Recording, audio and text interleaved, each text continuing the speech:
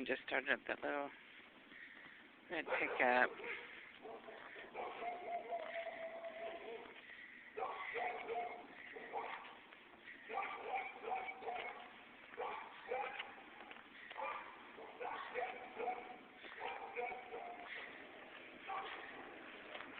She's the redhead. The police thought I lived at her house, 139.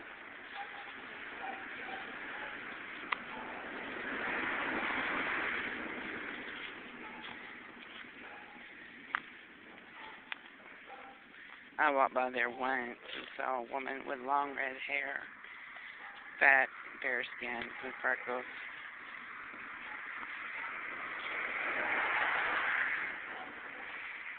That was last year. Well, I guess earlier. No, it wasn't in December of last year. It was like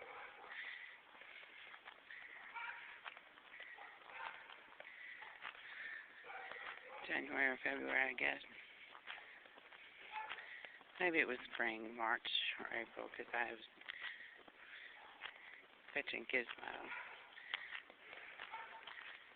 Our driveway.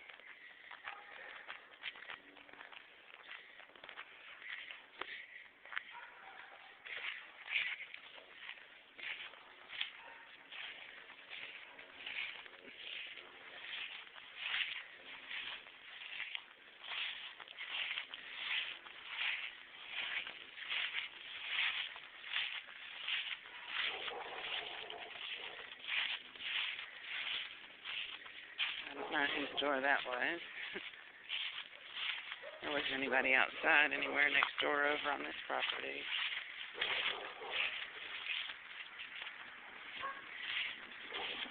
Sounded like the ground floor apartment next door, but I couldn't see. Notice there's a big tree. I never go over there.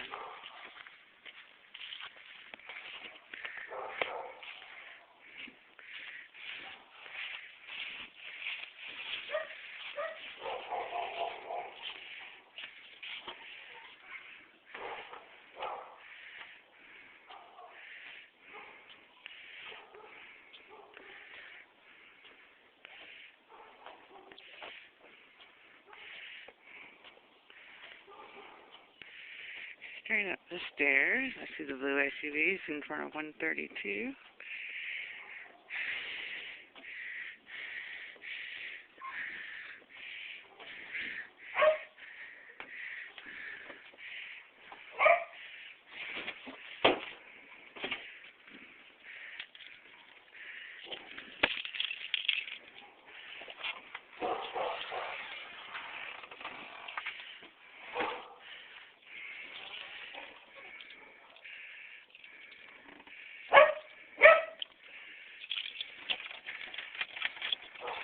The door's not locked.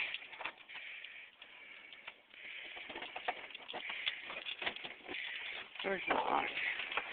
There you go, doggy. No, you're not going down the stairs.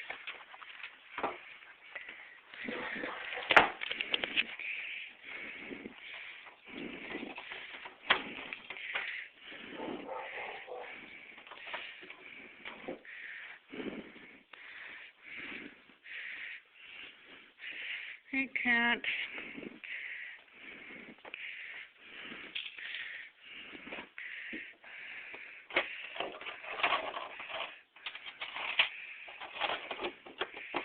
Oh, you can't.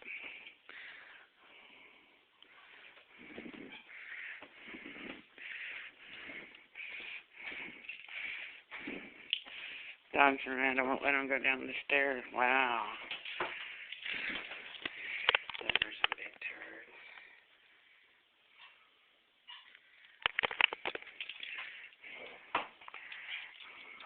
Thank you, too. You're still on in Jake's room.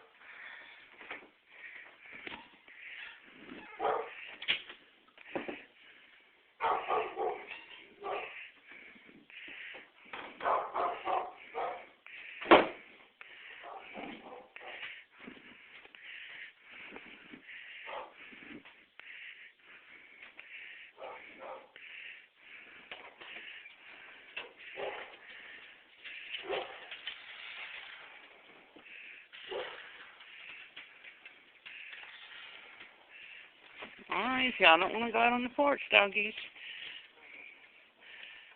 No. Gizmo. You're not going down the stairs.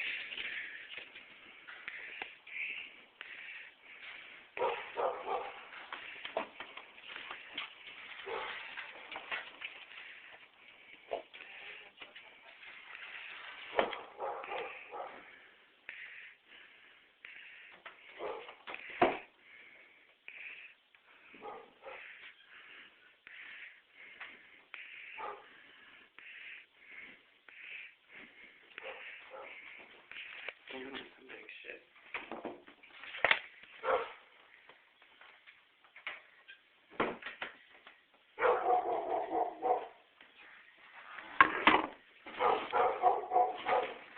That woman in that little red truck left from 139.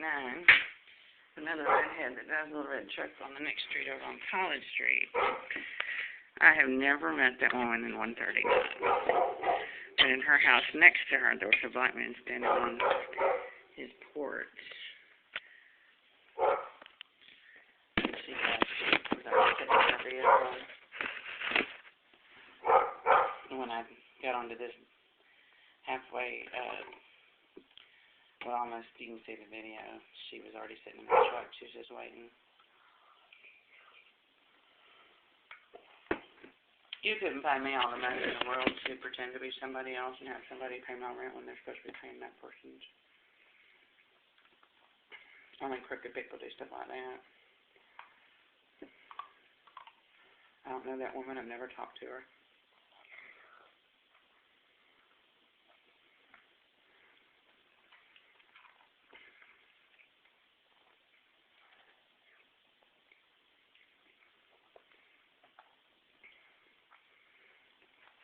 I saw her a couple of weeks ago.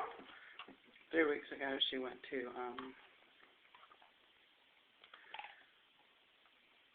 the next door neighbor's house. And Pat and Ronnie and Fred and Shante were all sitting down, and the drunker woman, I think. At least it was Pat and Ronnie and the drunkards.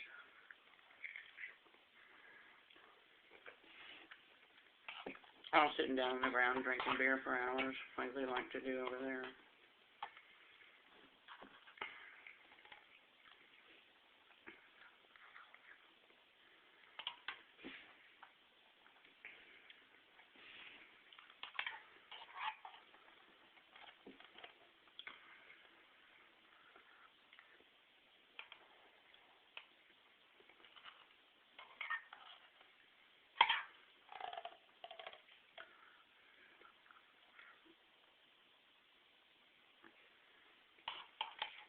But she was just sitting in her truck.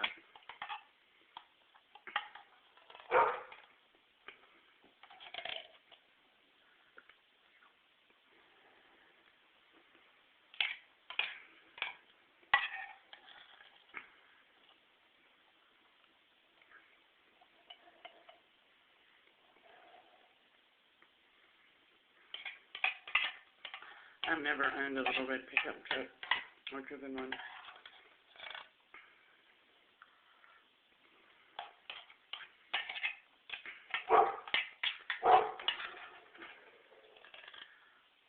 Last time I drove a mini pickup was Earl's work truck. He used to drive for Jefferson Gant. I think I drove it to the store or something. I believe it was navy blue.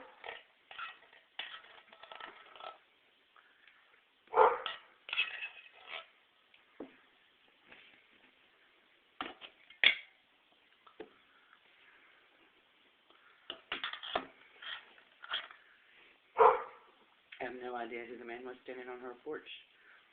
Or standing on the porch next door to her house, I should say. But he turned his head and looked up at me like he was enjoying a show or something. And that woman took off. I was all the way clear on the opposite end of the block. I don't know that woman. There's no way I could have had any knowledge of what she was doing or if she said anything or what. She's waiting for me to get back. And I don't know whose house that was that the woman came out and yelled. It could have been the Pitbull house. It sounded like it was the ground floor apartment next door. See what happens when you rely on sound only.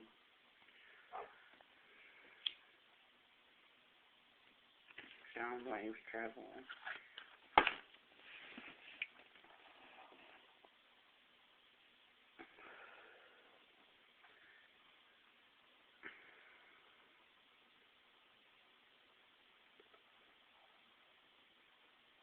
Nobody's in this apartment now.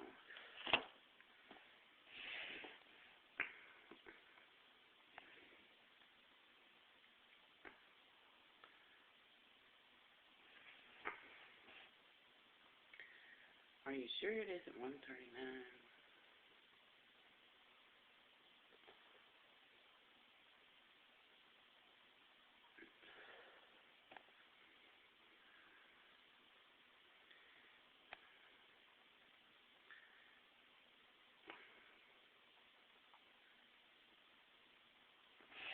Just the cruelty of doing that to somebody. You can't do that unless you're an animal. Unless you have no regard for anybody but yourself. And, the stuff that, like that crap that Wayne pulled last night.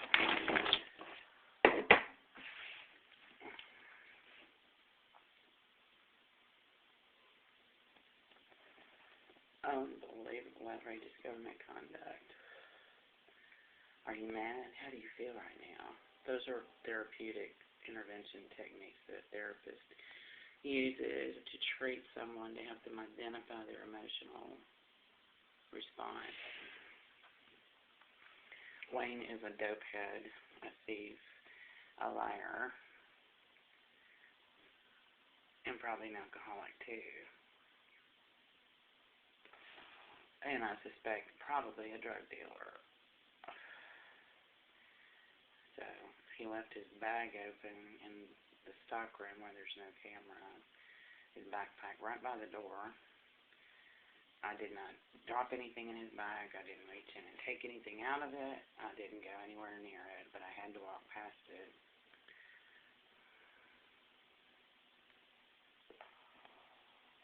Go in the stock room to do my job. I went in there to get hot dog buns.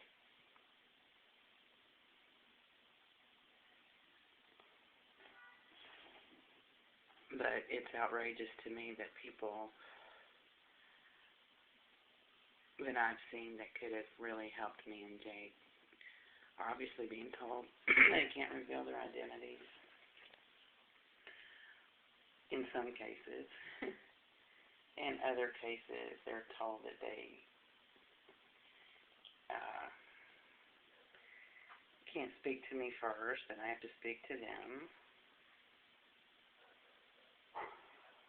In other cases, they're told just to look at me, or it's okay to chat with me, but they can't give me any heads up on anything.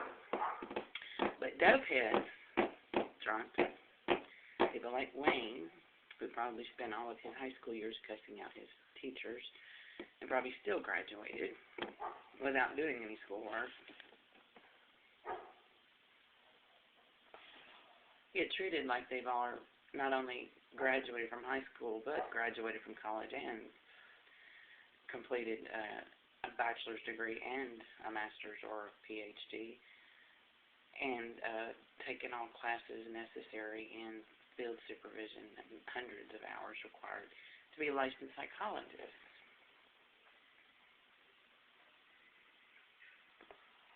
And can scream obscenities at me and deride me and humiliate me publicly and harass me and lie about me and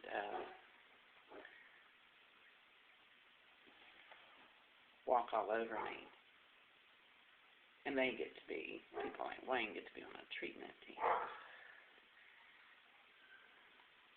That's outrageous government conduct, if there is such a thing as outrageous government conduct. And it demonstrates extreme prejudice, namely that people who aren't on drugs and aren't drunk, can't speak to me without Miss Jerry Curl's permission, and if they do, they have to ask me stupid questions like Bill Paxton did. Do you sometimes speak to inanimate objects? But he can't speak to me plainly.